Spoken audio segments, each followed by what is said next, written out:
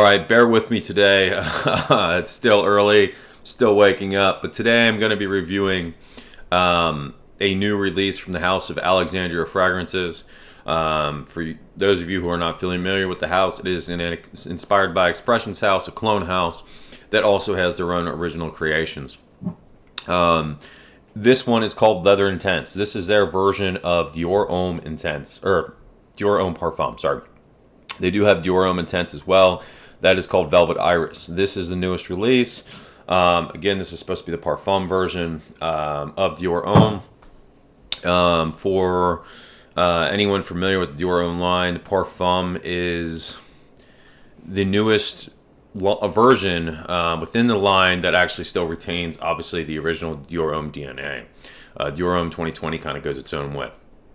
So, they did a couple different things when they switched it. The Parfum came out with the Parfum. They added leather in the mid. They also added additional woods in the base.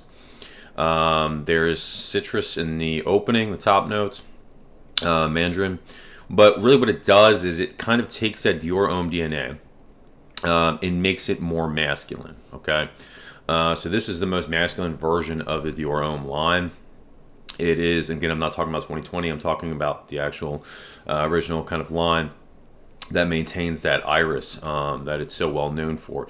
So a lot of people think that the Dior Homme line can lean kind of feminine because there is a very lipsticky iris that is utilized in the fragrance. Now, again, with this, it introduces leather. It has woods in the dry down. It also has rose in the mid, and there's like a mandarin in the opening. That's, you know, it's there, but it's not very prominent.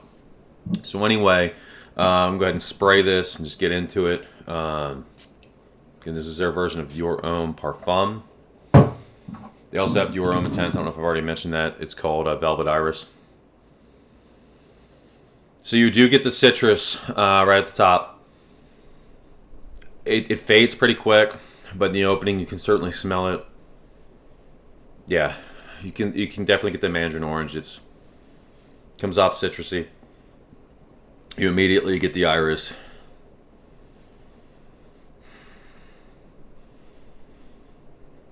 Oh, it smells good. So the main things you're going to get in the opening is that iris and the citrus, okay?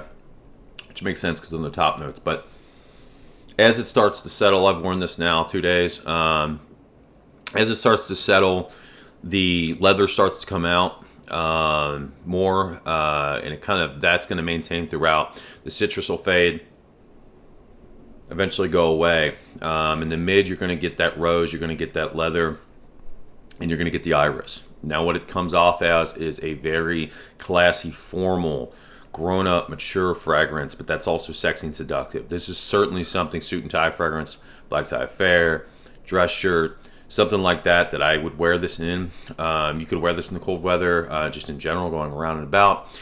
But I think it's most fitted for that kind of classy night out setting. I don't think this is a white t-shirt fragrance, certainly not a gym fragrance, anything like that. Again, this is a fall winter fragrance, but I think more kind of a dress up occasion. It's not very casual. I will say, you know, this is, again, the most masculine in the line. Some people seem to think that the leather is very animalic, that is very raw and kind of harsh. I mean, it smells like actual leather, but I think the combination with the iris and the rose, and then in the dry down, the sandalwood, makes it, to me, it does not come off harsh. I don't think it's going to be offensive to anybody. It doesn't really come off too animalic either. Now, as it dries down again, so as it goes in the mid, the mandarin fades, the iris hangs around throughout the life of the fragrance, and then you're just going to start getting that leather and the rose in the mid. Those are going to be there. It makes it kind of creamy. As it dries down even further, the main things you're going to get is that iris, and there's a sandalwood. There's additional woods in there as well, as oud as well. But that the sandalwood is very prominent. Again, it makes this very creamy rose, creamy iris fragrance with a backbone of leather.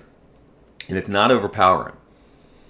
It's not. It certainly is the most masculine of the line. For that reason, I think I like it the best because it still has what I love about the Dior Homme line, that iris, but it's much more wearable, and it is much more masculine. That said, I don't think it's overly masculine. I do think a girl could pull this off, a woman could pull this off, but it certainly is the most masculine from the line. Now, longevity and projection are fantastic, as was the original Parfum. This fills a room. Scent bubble's great. Sillage is great. The first, I'd say, at least 2 hours, you're going to be blasting it out. It projects pretty well, though, for about 4. Then it's going to sit around on your skin 8 to 10 hours at least. This hangs around for a long time on me. Again, it's not a linear fragrance. It develops pretty well, but that iris is there throughout, so it's not going to completely change. Again, you lose the mandarin as it dries down. You just get that initially new opening. The rose comes in, sandalwood in the woods. Again, just makes it a more masculine version. If you smell Dior, the original one, Dior Homme Intense, this is close. Okay, imagine that with added leather. And then you just, essentially, it makes it more masculine version, it's a more woody version. The iris is still there. If you're somebody who absolutely just can't do the lipsticky iris, I mean, this is definitely not a go for you. That said, Alexandria did this very well. The original Parfum, there's rumors that it's being discontinued. It is a pricey fragrance.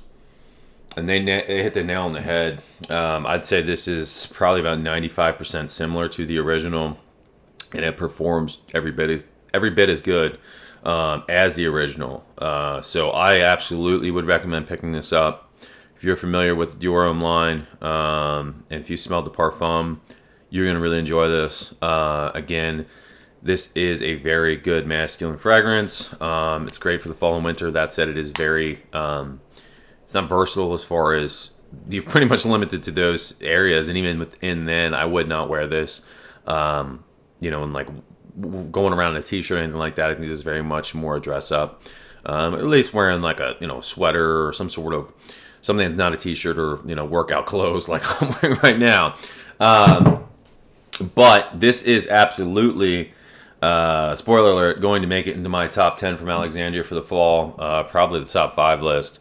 I was very impressed with this all around, and it's certainly one of the bigger powerhouses from the House of Alexandria Fragrances as far as projection and longevity goes. So anyway, that's my take on it. If you have any questions, just ask in the comment section. My next video will probably be the top 10 list from Alexandria Fragrances, and then I'm going to have from those my top 5, that kind of compare my top 10 together and do an elimination. And then have my top 5 from the house. After that, I'm going to do the same thing with Dua, and then I'm just going to have an overall top 10 list, or top 5, and then I'm going to do also just a general, my favorite fall fragrances that are just, niche and designer. So anyway, hopefully this was helpful again. This is an absolute win. Handy did an amazing job on this. This is great.